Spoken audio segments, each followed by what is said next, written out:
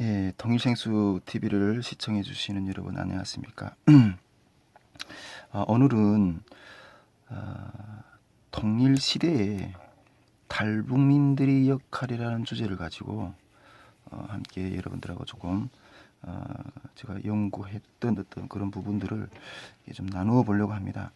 이게 통일이 꼭 하나님께서 통일을 우리 민족 가운데 또 우리 한반도 가운데 은혜로 선물로 주실 것을 믿고 또 이러한 통일이라는 어떤 대전제를 했을 때 우리가 이게 탈북민들 우리 한국 사회에 지금 탈북민들이 좀 3만 한 2천 명 가까이 이렇게 나와 있다고 하는데 이 탈북민들의 역할이 과연 어떤 부분인가 하는 것들을 한번 오늘 여러분들하고 이 부분을 함께 이렇게 조명을 해 보려고 하는데 이건 저도 탈북민이지만은 이게 상당히 중요한 어떤 문제라고 생각합니다. 오늘 제가 이 주제를 통일시대의 탈북민들의 역할하는 이 주제를 이렇게 풀어보기 위해서 일단 이 주제를 여러 어떤 그 단락으로 나누어서 이렇게 설명을 하려고 하는데 첫째는 탈북민들이 이해의 필요성에 대해서 좀 먼저 볼 거고요. 통일시대를 전제했을 때 왜 우리가 탈북민들을 이해해야 되느냐 하는 어떤 부분을 이해의 필요성을 볼 거고요. 그 다음에 독일 통일 평가에 대해서 한번 좀 볼 겁니다. 정말 이 탈북민들이 정말 통일시대에 필요할까 하는 어떤 그런 부분들을 좀 반면교사의 어떤 그런 거울로 삼기 위해서 독일 통일을 먼저 겪어봤던 그런 사회들이 어떤 현상들을 좀 살펴볼 거고요. 그 다음에 또 이게 탈북민들의 역할, 뭐 가치라고도 이게 제가 이렇게 좀 했는데 가치라는 표현보다는 역할이라고 이렇게 하는 게 맞을 것 같아요. 그게 좀 더 편안한 표현인 것 같고요. 탈북민 역할을 볼 거고 그 다음으로 한국 사회가 그렇다면 한국 사회가 탈북민들을 바라보는 시각이 과연 어떤 것인가 하는 것들을 또 한번 볼 거고요. 그 다음에 그렇다면 탈북민들은 자기를 어떻게 바라보느냐, 자기 정체성에 대해서 좀 살펴보고 그다음에 마지막으로 그러한 문제점들을 살펴본 가운데서 통일 시대에 우리가 준비하려면 그런 어떤 방향을 어떻게 제시해야 될 것인가 하는 부분들을 봄으로써 이런 순서로 탈북민 통일 시대의 탈북민들의 역할에 대해서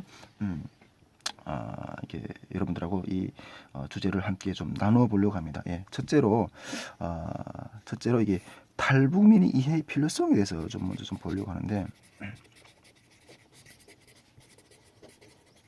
예, 필요성 이 부분에 대해서 먼저 좀 같이 나눠 보려고 합니다. 제가 전에 대학교에 다닐 때 그 대학교에 동아리가 있었어요. 북한 선교 동아리. 동아리가 이게 뭐 모든 대학들마다 어떤 무슨 각종 어떤 동아리들이 많잖아요. 근데 제가 학교 다닐 때도 그게 북한 선교 동아리가 있었어요.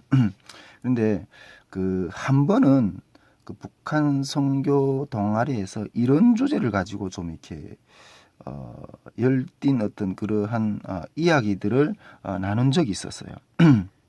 그것은 어떤 주제였는가 하면 과연 탈북민들이 통일시대에 어떤 가치가 있을까? 예. 탈북민들이 통일시대에 과연 어떤 가치가 있을까?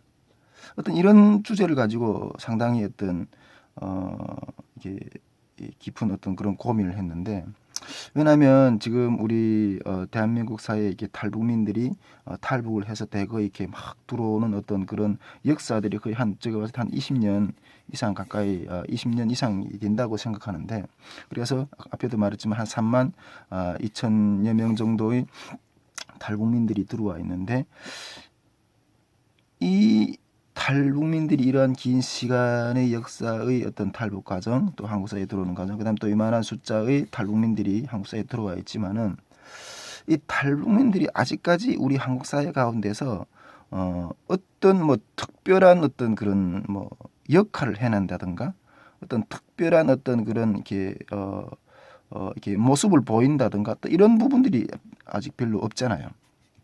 그러다 보니까 과연 탈북민들이 어떤 무슨 가치가 있을까? 어떤 이런 어떤 것에 대해서 이게 회의적이라는 거예요. 예.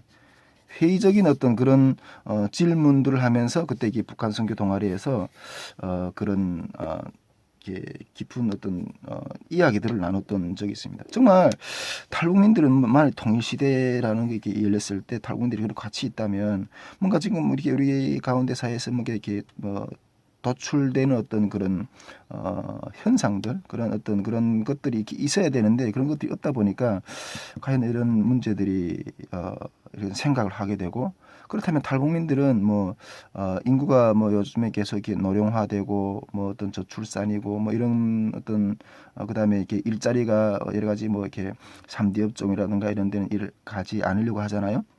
우리 사회적인 문제가.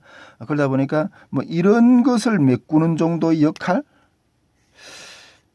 이게 좀 이렇게 이런 어떤 생각들을 이렇게 좀 있는 것 같아요. 예. 여러분 제가 이렇게 이런 질문을 한번 좀 드리고 싶은데, 만일 우리가 지금 통일을 전제를 하고 이렇게 통일 시대를 전제를 하고 이렇게 이런 문제를 이렇게 지금 이야기를 하고 있고, 또 많은 분들이 이렇게 통일에 대한 어떤 그런 기대를 가지고 이렇게 생각하고 있는데, 우리가 이게 통일이 일어났을 때 과연 여러분 어떤 문제들이 이렇게 발생할 거라고 생각이 되십니까? 물론 아주 어려운 여러 가지 어떤 그런 현상들이 일어날 것이라고 대충 이렇게 생각은 할 것이라고 생각되지만은, 저도 이렇게 하나님의 은혜로 앞에 어떤 강의에서도 이야기 나눴지만은, 하나님의 은혜로 이 남한 여성과 만나 가지고 결혼 생활을 저는 북한 남성이고 저희 집사람은 남한 여성이고, 하나님 은혜로 이런 귀한 어떤 그런 가정을 이루어서 이렇게 10여 년을 같이 살아오는 그 가운데 특히 느끼는 거지만은, 이게 정말 통일이라는 거는 쉽지 않겠구나 하는 어떤 그런 것들을 피부로 이렇게 느끼고 있습니다. 정말 여러분, 통일 시대가 열렸을 때 과연 어떤 문제들이 일어날 것인가, 우리는 이걸 깊이 있게 고민하고 그 부분들에 대한 준비를 철저히 해야 된다는 거예요. 제가 이렇게 좀 특별히 이렇게 강조하고 싶은 부분은, 통일이라는 것은 결국은 이게 사람의 통일이잖아요. 사람의 통일. 이렇게 사람의 통일이라는 어떤 부분들을 제도의 통일도 있지만 어떤 그게 이렇게 사람의 통일이라는 어떤 그런 부분들을 이렇게 제가 강조하는데, 우리가 이게 70년을 이게 북과 남이 다른 체제 가운데서 이렇게 살았잖아요. 체제 가운데서. 그래서 아주 다른 체제의 가운데서, 남한은 자본주의 체제, 북한은 공산 체제 가운데서 살았잖아요. 이게 제도가 다르면 그 속에서 사는 사람들의 어떤 생각이나 어떤 생활 양식이나 어떤 그런 것들이 다 달라요. 우리가 만일 이렇게 의사가 이렇게 군인이 어떤 군복을 입혀놓으면 그 사람의 어떤 속성도 있지만은 그 군인으로서의 어떤 그런 모습들이 많이 나타나는 것처럼, 어떤 이렇게 제도라는, 자본주의 제도면 자본주의 제도, 사회주의 제도면 사회주의 제도, 어떤 그 제도의 속에서 사는 사람들은 그 제도의 옷을 입게 되는 거예요. 그러므로 해서 이렇게 서로 다른 어떤 양상을 나타나게 되는데, 앞에서 이렇게 좀 말씀드렸지만 남한은 자본주의 체제 가운데 살았잖아요. 그 자본주의라는 거는 여기서 이렇게 철학적인 어떤 그런 긴 이야기는 할 수는 없지만은 인간을 이기적인 존재로 규정하고 있잖아요. 이기적인 존재, 이기적 존재. 이건 국부론의 아담 스미스의 국부론에서 나오는 어떤 그런 이야기인데, 인간은 자본주의 남한사에서 인간을 이기적인 존재라고 이렇게 규정하고 있고, 북한은 사회주의 사회, 북한은 인간을 도덕적인 존재로 이렇게 규정해요. 도덕적인 존재 규정하고 있잖아요. 그러니까 이게 생산을 얼마를 생산했던지 간에 인간은 도덕적인 존재이기 때문에 거기서 이게 필요한 만큼 가져가는 어떤 그런 도덕적인 존재로 이렇게 생각하고 있잖아요. 그러나 우리 성경은 인간을 이렇게 죄인으로 이렇게 규정하고 있죠. 근데 이렇게 이런 각 사회에서 이렇게 인간의 어떤 밑바탕에 깔려있는 가장 근본적인 이해가 서로 다른데 죄송합니다. 이러한 이해가 서로 다른데 이러한 어떤 제도적인 이해의 다른 틀 가운데서 그러한 옷을 입고 사는 어떤 남과 북의 사회가 통일이라는 것은 만난다는 거잖아요. 예.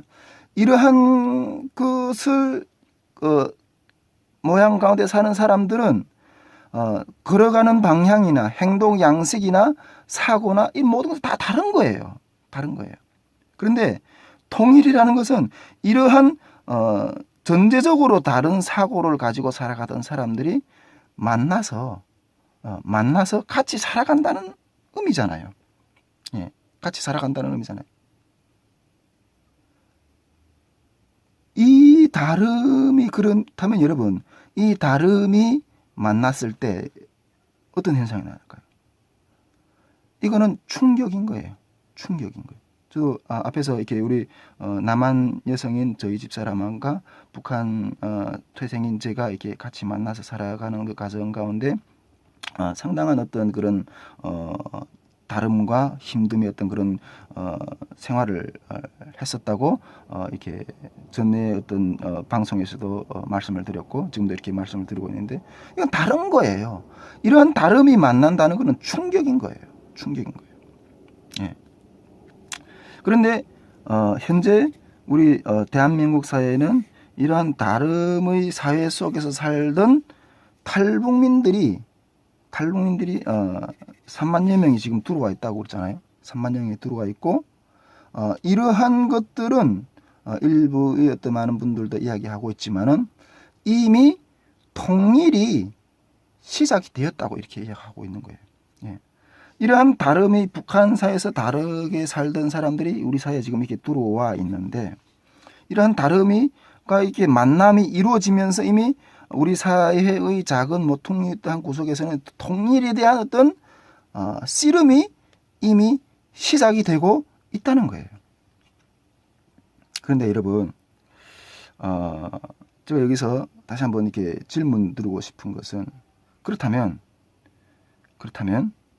우리 한국 사회에 지금 이게 탈북민들이 이게 3만여 명 강에 들어와 있고 통일이 이미 부딪힘이 시작이 되었다고 이렇게 말을 한다면 그렇다면 누가 과연 지금 현재 이 통일을 경험하고 있느냐, 예. 누가 과연 현재 이 통일을 경험하고 있느냐 하는 것들을 우리가 물어볼 수가 있는 거예요. 어떤 분들은 우리가 지금 통일이 지금 이미 시작이 되었는가 이렇게 여러분 느끼지 못할 수도 있어요.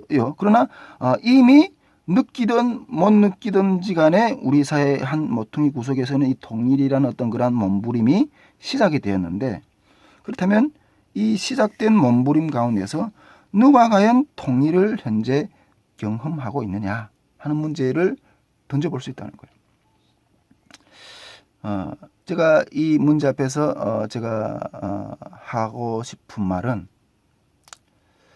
본토 한국인 제가 이렇게 표현을 해서 달리 표현할 수 있는 어떤 그런 언어가 딱히 생각나지 않아서 이렇게 이야기를 하는데 본토 한국인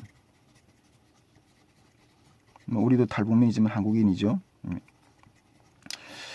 본토 한국인의 입장은 제가 이렇게 10여 년을 한국 사회에서 살아가는 것 가운데서 느끼는 어떤 감정 중에 표현은 본토 한국인 입장은 어떻는가 하면 로마에 오면 로마의 법을 따라야지.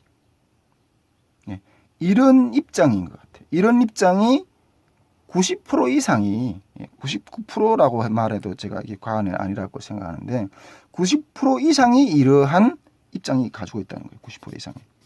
로마에 오면 로마의 법을 따라야지. 90% 이상이 이런 입장을 가지고 있다는 거죠. 예, 물론 따라야죠. 물론 따라야지 우리가 탈북민들이 이 한국 사회 가운데서 살아갈 수 있죠. 그러나 우리가 여기서 놓치지 말아야 되는 것은 우리가 이 통일 시대를 전제를 한다고 그랬잖아요. 통일 시대를 전제를 하는데 우리가 여기서 놓치지 말아야 되는 것은 통일 시대를 전제했을 때 우리는 탈북민들을 통해서 통일에 대한 어떤 그러한 입장을 배워야 하는, 통일에 대해서 배워야 하는 어떤 그러한 입장도 있다는 거예요. 그러한 입장도 있다는 거예요. 그러나 제가 경험한 10여 년 동안 이렇게 여러 한국 교회들하고 이렇게 사역을 하면서 이렇게 하는 것들을 부분 가운데 제가 경험한 우리 한국 교회나 한국 사회는 배우려고 하는 어떤 그런 자세가 상당히 부족하다는 거예요. 본토 한국인들은 로마에 오면 로마의 법을 따라라. 이러한 입장이라는 거예요. 그렇다면 탈북민들은 어떤 입장일까요? 탈북민들은 북한에서 살던 어떤 그러한 속성이 있다 그랬어요. 그러나 그 옛 속성을 가지고는 현재 이 한국 사회에서 살아가기 힘들어요. 살아가기 힘들어요. 그래서 부단히 여기의 자본주의 문화와 자본주의 어떤 여러 가지 속성 어떤을 입으려고 노력을 하고 있는 사람들이라는 거예요. 근데 과거의 자기 모습과 현재의 어떤 그런 달라진 어떤 환경 속에서의 어떤 그러한 모습을 계속 그런 것들을 충돌하면서 또 재해석하면서 새로운 가치를 고민해내면서 살아가고 있다는 거예요. 그렇지 않으면 살아남을 수가 없으니까요. 그렇다면 통일을 경험하는 사람들이 누군가? 통일을 경험하는 사람들이 누군가? 다름 아닌 물론 우리 본토 한국인들, 한국인들 가운데서 이렇게 통일에 대해서 고민하고 어떤 이렇게 섞이려고 하고 연구하고 다가오려고 하는 분들이 뭐 있지만은 뭐 극히 소수라고 저는 생각하는데 본질적으로 통일을 먼저 경험하는 사람들은 탈북민들이라는 거예요. 한국 사회에 나와 있는 탈북민들이라는 거예요. 우리가 제가 여기서 이게 한번 다시 이게 아주 심각한 문제를 한 가지 이렇게 드리려고 하는데, 여러분 우리가 통일을 전제로 했을 때 통일 사회의 통일 후에 북한 사람들, 북한 주민들은 현재 남한에 있는 탈북민들하고는 다를 거라는 거예요. 다를 거라는 거예요. 좀 더 다른 입장일 거라는 거예요. 우리가 지금 내 앞에 있는 탈북민들을 통해서 우리 앞에 지금 들어와 있는 이렇게 그 3만여 명의 탈북민들을 통해서 북한에 대한 어떤 부분들을 배워내지 않으면 이 통일 시대에 아주 큰 어떤 시행착오들을 많이 겪게 될 것이라는 거예요. 그렇다면 실제 그럴까요? 그러면 실제 그러한 현상이 일어날 것인가에 대한 부분들을 우리는 아직 경험해 못 봤잖아요. 통일이라는 것을. 그러나 실제 그럴 것인가 하는 것들에 대해서 우리가 살펴보기 위해서 독일 통일에 대해서 한번 좀 이렇게 좀 들어보려고 지금 이렇게 다음 달락으로 한번 독일 통일에 대해서 한번 이렇게 살펴보려고 합니다.